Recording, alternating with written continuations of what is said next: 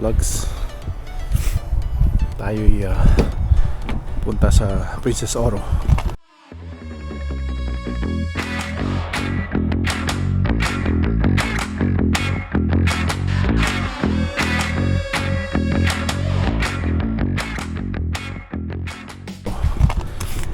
In-order ko na online, tapos ano lang sila, notification sa email na ready na raw for pickup. First time ko na okay, kasi mga dating in-order ko parang wala hindi nila makita yung product, parang ganun. So first time in 3 tries na okay, nakuha nila yung product. Prito tayo ng fried chicken sa air fryer. Kalahati na nabili natin. Ito yung aking kalahati na sa Costco, nag minus $5. Isang $18 minus $5, so $13. Marami siya. Inano ko sa kalahati is mag-adobo ni Mrs. ni Esme, tapos kalahati in air fryer ko. Yan. BB Kate. Ayan. Kaklase ni Esme. So anyways, ayan o. So mag-hi. Magsha-shoutout. Pa-shoutout sa mga taga-Sangka, taga-Davao. Oh, shoutout sa mga Bisaya dyan. Mga Bisaya. Bisaya. Bistak. Hindi, uy, Tagalog ba na ko? Bistak. Tagalog ba na ko? Hindi ba na ko BB Bisaya? Kate's from, anong last name mo? Pipito. Pepito. Ganun ka ba lumag ka nga? Bisaya ko nga, hindi ba na ako nagsasalita? PKP. Yeah, pa. Yan. Ito si Esme. Shout out! Happy Valentine's sa Pinas! Yan. Yun, kay Lodi, kay Tita Lodi. Thing dinner. Buhay sa Canada.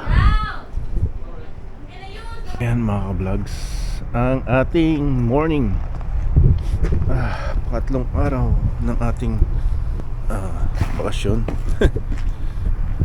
Natulog ko lang. Ayun nga, ang gising ko lang at tayo maghahatid ng mga bata sa kanilang school. Balik ulit tayo. Ayan. Ito yung ating ayan o, yung ating puno, puting puti, minus 80 nata.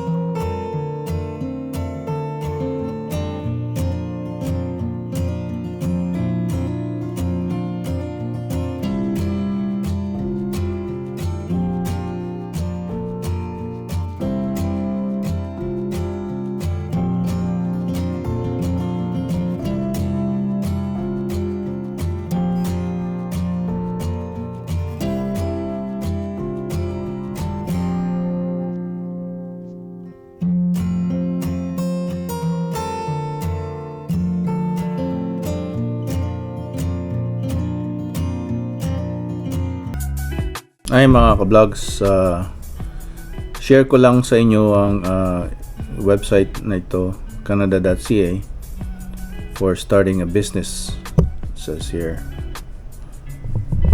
Yan. So 6 ang kailangan nyo i-consider, 6 steps para kayo mag-start ng business. You know, so there's planning a business. So it says na i-assess nyo yung readiness, choosing a business structure, market research, and writing a business plan. Yan. Tapos pwede nyo namang i-develop nyo yung business idea nyo. There's types of business ownership. So you have to write a business plan template, choosing a location for your business, researching your target market.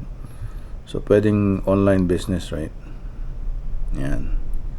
So pangalawa is choosing a business name. Ito yung trademark mo. Pwedeng sole proprietorship ka or under incorporated name. If it's incorporated, if you know you're starting a business, una siguro sole proprietorship or choosing under your own name first. Tapos pagka if you're making more than 30,000 or more na in the business, then they have to incorporate it para maprotektahan mo yung assets mo. Alright. So after choosing a business name, you register your business with the government. This means getting a tax account, GST, incorporated GST in yung provincial and goods and service tax, PST and GST, na kinokollect mo if you're charging a for your service and your product. Yun yung i-set aside mo para you have to pay the government at end of the year, or I don't know if it's quarterly. Yeah, I think it's quarterly from what I know. I haven't done it yet because yung ating online business na YouTube business is not making more than 30,000. So I'm just doing it under my own name. So next is you have to apply for the business permits and licenses. Yan, you have to register under, it's a BC. You can do it under your municipality, I think. If you're doing it under your own province, then if you plan to do it in the whole Canada, then you have to apply sa federal name, under federal name, right? So yan. Pang-lima is getting business support and financing. Yan, if you need a loan, you can get a loan from under the government plan or under the government support on your bank. Yan, immigrant entrepreneurs, and dito naman services and information. You have to select which tab you want to use. Meron ding business support for young farmers, starting a cooperative, co-op, and innovation funding and support, starting a social enterprise, immigrant entrepreneurs. So most likely sa atin is how to immigrate to Canada as an international investor or to start a business. Or kung matagal ka na dito sa Canada and you're trying to start a business, then you have to select regional business support. Yan, yung mga merong Atlantic Canada Opportunities, Canadian Northern Economic Development Agency. Yan, andito siya lahat. Yan, tapos in British Columbia, which province you're in.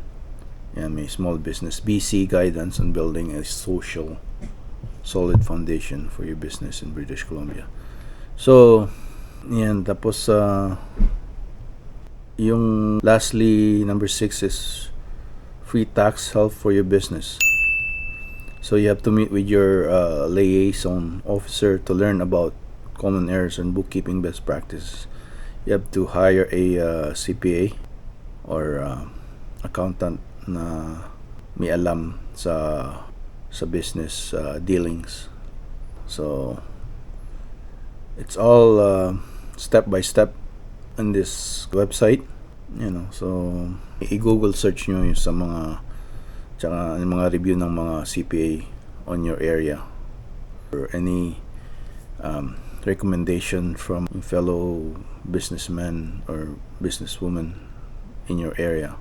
May kakilala kayo, ganyan, tanong-tanong, don't hesitate to ask for help. Yan, kasi most of these business people, they're open if you're asking them for help. about yung mga strategy and financial way how they did their ways sa business, entrepreneurship nila, no. Yan. Tensya na kaya meron akong something in my throat. So ayan, yun lang, at sana ay gamitin natin itong website na to, canada.ca, and business and industry, yung tab, starting a business, if you're planning to start a business. And hopefully gets into our way to start a business, get a job, be an employee, and then after that you try to start a business. Ika nga ni Robert Kiyosaki, right? So sa kanyang book na Rich Dad Poor Dad, so I have that book but I haven't read it. I've read some of it but not the whole thing. So yun lang mga ka-vlogs, at sana'y may natutunan kayo sa ating video, at